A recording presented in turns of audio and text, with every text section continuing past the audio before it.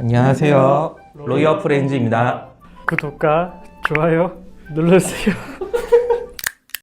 네, 오늘은 저번에 이어서 스카이캐슬에 대한 이야기를 조금 더 해보려고 하는데요. 저번에 법적인 부분이 문제가 됐으면은 우리도 이제 그 시기를 겪어왔으니까 우리한테 이제 비춰봤을 때는 어떻게 보여지는지 좀 그런 부분에 대해서 조금 더우세요? 옷이 약간 교복 스타일인데? 수험생들 얘기다 보니까 제가 오늘 특별히 교복 스타일로 이런 교복 거의 스카이캐슬 교복인데? 그러니까 그 스카이캐슬을 보시면은 김주영이라는 인물이 등장을 하고 뭐 코디네이터라고 하죠. 입시 입시 코디네이터. 그래가지고 이제 의대를 갈 때까지 케어를 해준다는 그런 내용이었는데 사실 저는 너무 생소하기도 하고 그런 게 실제 존재하는지 좀 궁금하기도 하고 한데 혹시 박 변호사님은 어떻게 학창 시절 보내셨어요? 저는 한 중학교 정도까지는 보습학원을 다녔었고 고등학교 때부터는 그냥 독서실 다니면서 혼자 했어요.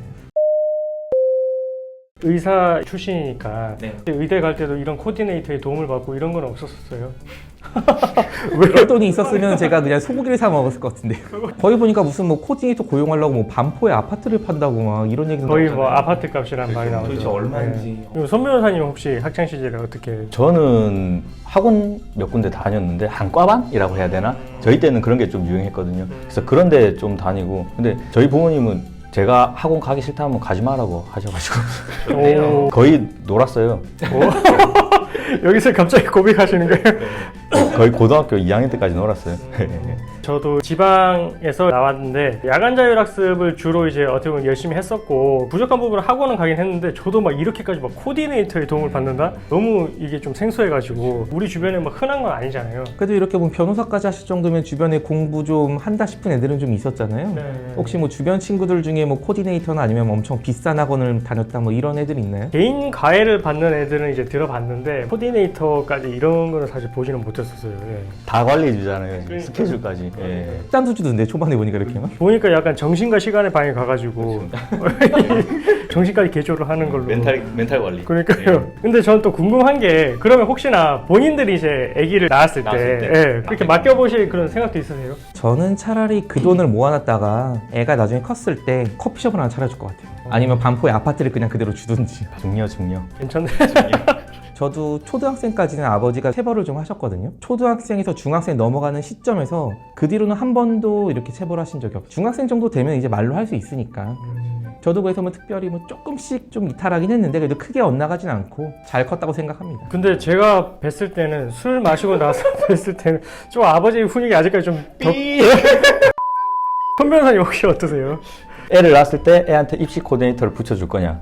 결국 이 질문인데 저는 안 해줄 것 같거든요. 저는 솔직히 막 공부 같은 거는 본인 의지가 제일 중요하다 생각해요. 본인이 하고 싶은 마음이 생겼을 때 비로소 가능한 거지 뭐 제가 입시 코디네이터를 붙였다 해서 갑자기 미쳐가지고 공부를 막 엄청 열심히 하는 것도 아니고 오히려 더 반감만 생길 것 같거든요. 이 드라마에 나오는 것처럼 학창시절을 그렇게 겪었다면 저는 못 견뎠을 것 같아요. 돈도 없지만 돈이 있어도 그렇게 못 해줄 것 같아요. 이 변호사님은? 네, 사실 저도 당연히 코디네이터를 붙일 그런 생각은 없는데 로스쿨 교수님 있잖아요. 그분이 직접 가르치시잖아요. 그런 생각은 있거든요. 그러면은 그 방, 똥 없는 방 그런 거 만들 거예요? 똑딱똑딱 그런 것도 하고 아니, 그런... 약간 이미지 비슷한 것 같은데? 맞죠? 머리 딱 이래가지고 가장의 권위! 막 이러면서 막. 게장 한번 드셔보시죠. 이미지 이렇게 굳어지나요?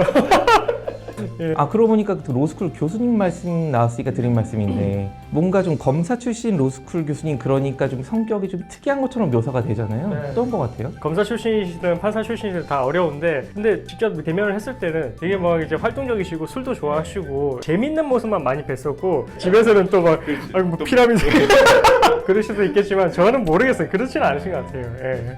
손 변호사님 혹시 연수원 때 이제 교수님들 뵀을 때 약간 호탕한 모습? 그런 모습만 봤지 권위적인 모습을 잘 못 봤어요. 저희를 가르치는 입장에서 이제 온화한 모습을 보여주려고 그런지는 모르겠지만 이제 제가 봤을 때는 그런 느낌은 아니었어요. 네, 판사, 검사 출신 그 교수님들 얘기가 나왔으니까 말씀드리는 건데 일단 기본으로 스카이캐슬에는 또 의대 교수들이 굉장히 많이 나오잖아요. 윤수 아빠가 뭔가 굉장히 되게 좀 무능력한 식으로 좀 그 묘사가 되잖아요. 수술하면 자꾸 합병증 생기고 막. 근데 뭐 물론 그 실제로 뭐 그런 건 아니고요. 뭐 정형외과가 뭐 신경외과보다 더 수술을 못한다 이런 건 전혀 아니고. 근데 그런 건 좀 있는 것 같아요. 좀 이 사람이 이제 수술하는 과 의사냐 아니면 수술하지 않는 내과나 뭐 소아과 이런 의사 이런 거에 따라서 좀 수술하시는 분들이 좀 더 목소리도 쩌렁쩌렁하고 술도 좀 좋아하시고 좀 이런 게 좀 있는 것 같아요. 그리고 또 뭐 보통 의대 교수님들이 또 자기 자식들을 좀 의대를 보내려고 하는 경향이 좀 있는 것 같긴 해요. 제가 아는 교수님들 중에서도 뭔가 그 자식들을 의대 보낸 교수님들이 상당히 좀 있는 것 같거든요.